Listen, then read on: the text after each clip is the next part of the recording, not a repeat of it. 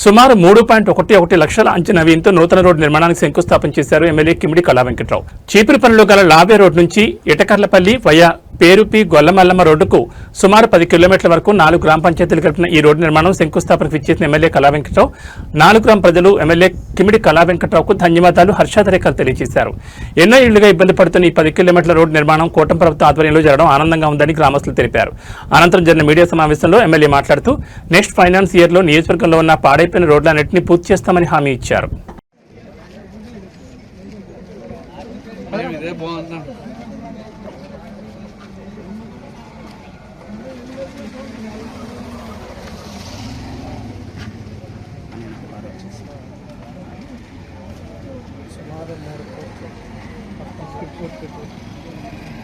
బాగా కుంటుపడింది, సంక్షేమం కూడా కుంటుపడింది.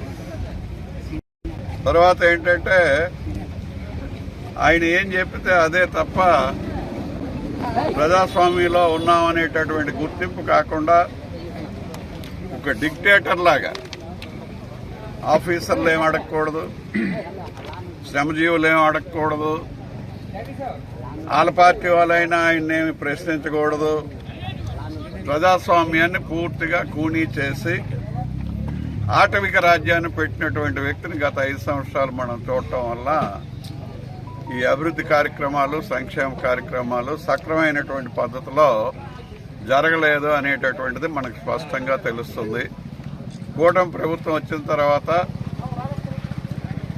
4,000 రూపాయల పెన్షన్ ఈ దేశంలో ఎక్కడా లేదు. చంద్రబాబు నాయుడు గారి హయాంలోనే 200 పెన్షన్ 1000 రూపాయలు అయింది, 1000 2,000 అయింది. మళ్ళీ వస్తే 3,000 ఇస్తామని చెప్తే ప్రజలు ఒకసారి కొత్తోడిని చూద్దాం అనుకోవటం వల్ల చాలా నష్టపోయారు.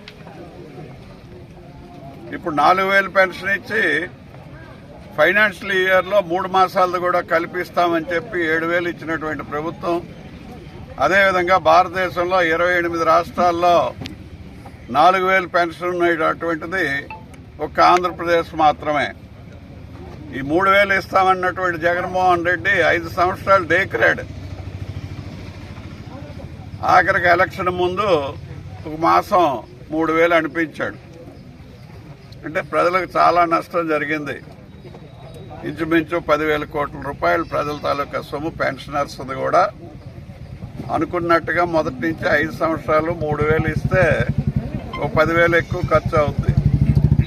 ఆఖరి ఎలక్షన్ల వరకు ఇవ్వకపోవడం వల్ల పెన్షనర్స్ సొమ్ము కూడా ఒక 10,000 మిగిలించుకున్నాడు ఆయన. అప్పులేమో 9 లక్షల కోట్లు వాడాడు. ఈ డబ్బంతా ఎక్కడికి వెళ్ళిందో ఏంటి అనేటటువంటిది మరి అది బయటికి రానివ్వకుండా తిరుపతి దేవస్థానంలో ఏడు జరుగుతుంది. మా వాళ్ళు మరి ఏవో ఆ నెయ్యిలు ఈ నెయ్యిలు కలిపేసి వండేశారు. అల్లాన్ని ఉన్నప్పుడు తిరుపతి గతానికి చెందినటువంటి వాళ్ళు నెయ్యడం, ఇలాంటి కార్యక్రమాలన్నీ పూనుకుంటూ ఆంధ్రప్రదేశ్లో జరిగేటటువంటి మంచి కార్యక్రమాల గురించి జనం ఆలోచించకుండా గజిబిజి చేయాలనేటటువంటిది జగన్మోహన్ రెడ్డి వ్యూహంగా కనిపిస్తుంది.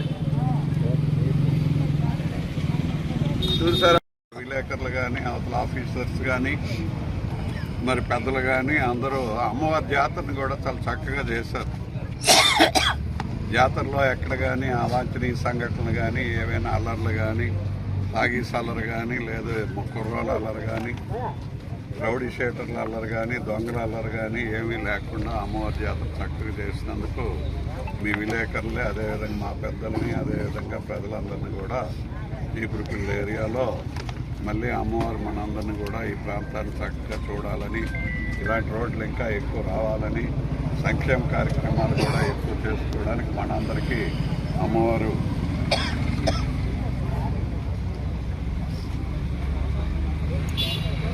మనందరికి కూడా అమ్మవారు దీవించాలని చెప్పి ఈ సందర్భంలో నేను కోరుతూ మరి వీటన్నిటిని కూడా మనం చేసుకోవడం జరిగింది. అదేవిధంగా పెట్టండి, రూపాయలు ఈ దీంట్లో వచ్చాయి. ముందు వచ్చినటువంటివి అన్ని ఈ 2 సంవత్సరాల్లో 25 కోట్ల దగ్గర రోడ్లన్నింటినీ కూడా ఎక్కడ కూడా బాగున్నాయని అనిపించే రీతిలో అన్నింటినీ వేసుకున్నాం. ఇంకెక్కడైనా ఉండేటివి నెక్స్ట్ ఫైనాన్షియల్ ఇయర్లో వాటిని కూడా పూర్తి చేస్తాము.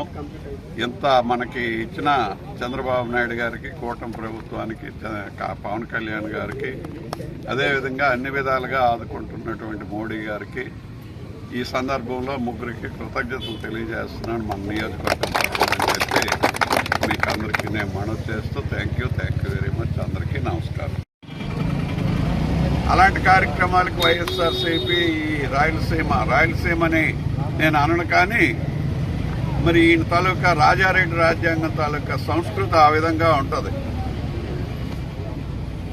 ఆ సంస్కృతిలో పుట్టినటువంటి వ్యక్తి ఎప్పుడు కూడా డైవర్షన్ పాలిటిక్స్ జరుగుతున్నటువంటి విషయాలు కాకుండా పక్కదారి మళ్లించడం కోసం చూసేటటువంటి వ్యక్తిగా జగన్మోహన్ రెడ్డి ఉన్నాడు.